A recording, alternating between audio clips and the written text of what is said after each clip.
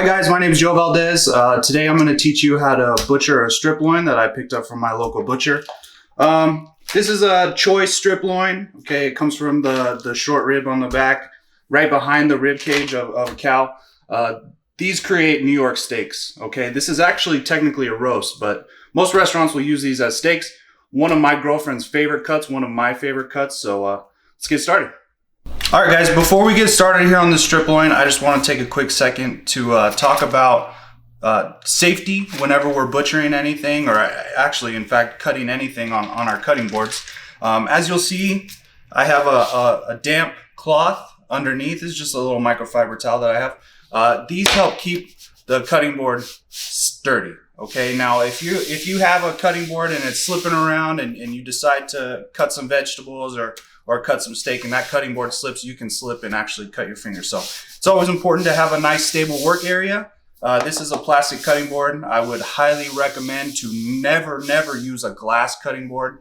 Okay, if you happen to puncture that glass cutting board, shards of glass can find their way into your food and it's very dangerous. Okay, so plastic wood cutting boards are also great.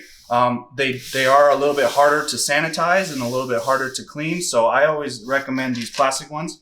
Okay, so this is a strip loin I got from my local butcher right down the road. Okay, this is only a choice strip loin. As you can see here, it's USDA choice. You know, it's a lower grade than the prime, but for what I'm using it for here in my home, it's not a big deal. Okay, so I'm gonna go ahead and get this unwrapped. We'll drain off some of this blood that's in here and then we'll get started.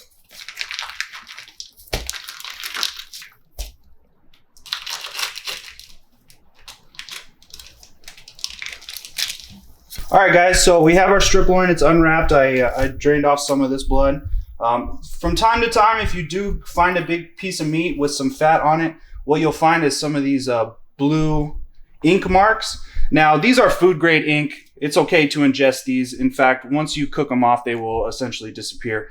These are just the stamps from the USDA when they approve beef, okay? So I'm actually gonna flip this over really quick. I always like to check for bones first, okay? That way I don't damage my knives, I don't damage the steak at all. And with this strip loin, what you're gonna find is these little grooves up here. And sometimes they'll have pieces or ends of those rib bones that they've taken out for us, okay? Trim this up just a little bit while we're under here. And you find these big fat caps. You know, you can leave them on if you'd like. I always tend to trim them down a little bit. Okay. This feels great. Not a whole lot. And what I'm going to do is we're going to flip it over and we're going to take off this little chain down here. On a fillet, it's called a chain. Okay.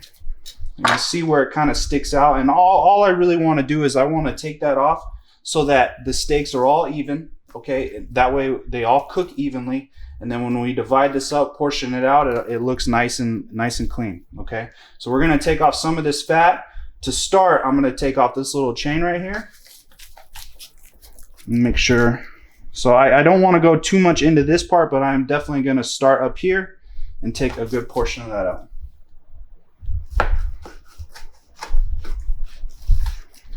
Okay? So,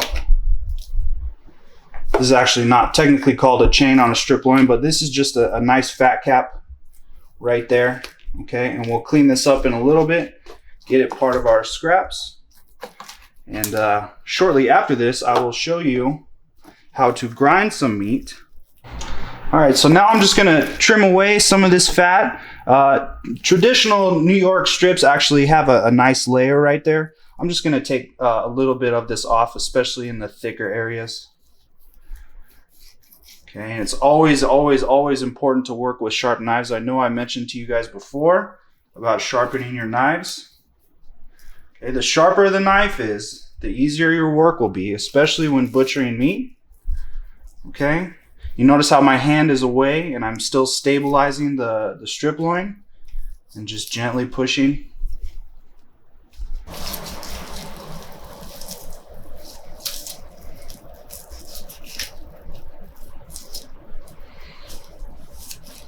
Just using nice, easy strokes, just sort of cleaning it up See, there's that ink cap I talked about. Look, already disappeared. Okay, just right off of that piece of fat right there. Okay, we'll trim out the edges a little bit.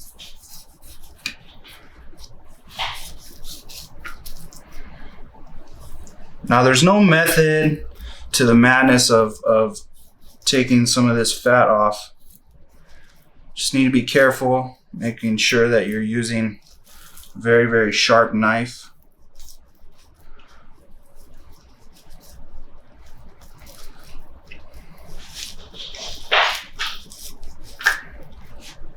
Always trying to keep the meat stabilized. Okay. We're looking pretty good. The cap right here I'm going to take off. Continue taking some of this fat off right there. Now, whenever I'm butchering meat or seafood, it's always my happy place. Okay, it's just nice, it's calming, it's relaxing. Okay, so I still have a nice strip of fat right here, and that's actually going to go great on our steak. I'm not going to trim down too much more. Just taking off some edges, because you don't want a big slab of fat just kind of hanging off the end of a steak. Okay, it's hard to render down, and it'll end up being chewy. Okay, so you want to keep this nice and clean.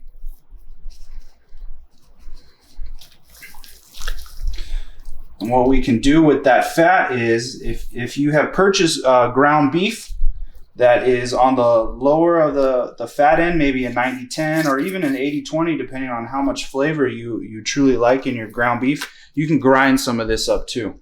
Okay, so I'm going to go on to portioning this in just a second. So we clean up our board a little bit. Check this other side. I know I already kind of looked at it earlier. There's some tendons right here. Just gonna gently pull away. These right here are great for our meat grind too. Okay, and this strip loin, this choice strip loin, was only about $120 at my local butcher.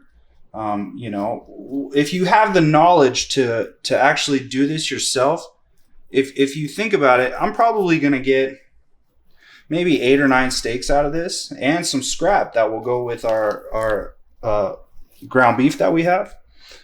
If you think about it, 2 New York strips at the store is $30, you know, $20. So it's all about preference and whether or not you have the capabilities and the skills to butcher this at your own home and save some money, make that money stretch. Okay. Making sure that there's no bones, making sure that everything feels nice and clean. Okay, and then down here in the center is we're gonna have to thicken some of those steaks. So you'll see me cut kind of thin right here, and then when we get to the center, they'll be a little bit thicker, so they'll be nice and wide. Okay. All right, guys, I'm gonna move on to portioning this strip loin that we just cleaned down and took off some good sized portions. So as I said before, this is a much thicker side than down here in the center. So you're gonna see me start a little skinnier, and then as we're going, I get bigger and bigger, and then we'll taper back to a normal size steak. Okay, so whenever I portion these at one of our restaurants, I always like to take off this side piece, okay, so that I can have a nice flat surface, especially when we cook our steaks, and that will just go in there in the scrap too. Okay, so typically in restaurants we'll have a scale off to the side. Most chefs or butchers will be weighing these steaks. Here in my home, doesn't really matter, okay, but I'm going to try and make them as even as possible. All right, most New Yorks come in a 16 or a 14 ounce cut. I'm going to shoot probably for about a 14 here.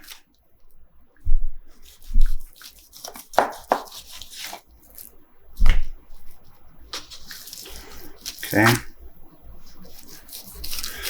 And you don't have to have a big scimitar like this, which is what this knife is. You can do this with a chef knife as long as it's nice and sharp. Okay, I wouldn't recommend using little knives because what you're going to do is you're going to yank at that meat a couple times. All right, so just something nice and long. Be able to really push down on that meat and carry it through. So now you see I'm getting thicker because we're not as wide as some of these other ones. I'll start that one right there. And after I butcher these out and we kind of set these aside, what I will do is I will take each one and look at it individually. Maybe take a little fat off the back, like right there. Okay, anything that just kind of sticks out, I don't really like, because once we put these in the pan and you start cooking it, there's no coming back until you're actually finished with the cooking process. Okay, so nice and thick right there, right? Same right there. Remember I talked earlier about that stable work area. You want to make sure that this cutting board stays right where I want it to. Okay, and actually what I'm going to do is I'm going to take this little end piece off. Remember, I want it nice and flat on all the sides. And this right here will go in our grind too. Mix that in. So when you get closer to that heel of the strip loin, you're going to see all of these tendons right here through the center. These are really kind of tough. They don't break down that well, okay, especially right here in the center of the steak. So in restaurants, we will try and save these for well dones or medium wells, okay? So these ones right here, and you see the marbling in that, that's great stuff. Even for a choice, that's not bad for a strip loin at all. So all these little white flecks in there, that's fat, okay? And that's all gonna be flavor, okay? I mean, these have more fat than a fillet, but less fat than a ribeye. They're kind of right there in the center, okay? And strip loins are actually attached to the backside of the fillet, okay? So when you think of a porterhouse, this is one side of the porterhouse, and then the smaller other side is the fillet, okay? So 2, 4, 6, 8, 10. So I got 10 steaks out of that $120 strip loin, okay? And I have some beef scraps, which we can turn into burgers, all right? Or we could turn it into a nice bolognese. This right here is totally worth your money, okay? If you think about it, you and your wife, there's dinner, there's dinner, there's dinner, there's dinner. 2, 4, 5 dinners right there. So it's all about the quality of the meat. It's all about your skills, making your dollar stretch, especially during times of quarantine or lockdown or anything like that. And, just talk to your local butcher, find out what they have. And I hope what I'm teaching you right here helps, okay? So we're gonna set these aside really quick. I'm gonna break down some of this, and then we're gonna move on to grinding some beef and some pork. All right, and what you can do is you can wrap these up really nice and tight in some plastic wrap, and they'll stay great in the freezer for a couple of weeks, okay? Just make sure that they're nice and tight. You don't want to get any freezer burn on any of them, okay? So I'll wrap those up here in a little bit. We're gonna clean up some of this scrap, and again, nice little pieces go in our meat grinder, great.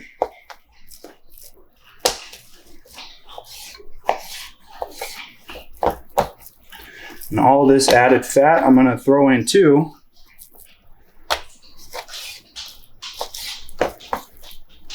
All right.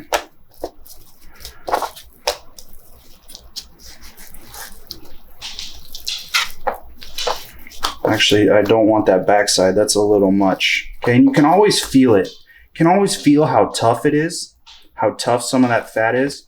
And you don't want to be chewing on things like that, right? Okay. So now we're getting to that part of the chain, as I called it. Now,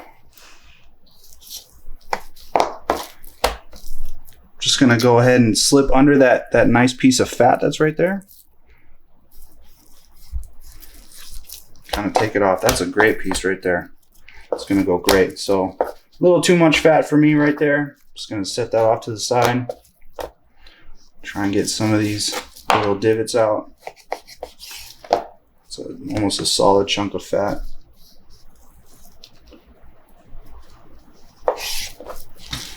And really, you know, restaurants do this too. We save all this meat right here for meatballs, or if you're an Italian restaurant, maybe bolognese, burgers. This is good stuff. You know, this isn't chuck. This isn't top of round. This is strip loin. This is one of the most tender steaks on a cow. You don't want any of this to go to waste. As little as possible. Okay. That's good. That's nice and soft. That'll go well in the grinder. So really, out of that whole strip loin, this much fat and that other little bit I cleared away from the backside, and all of this will go into ground beef. So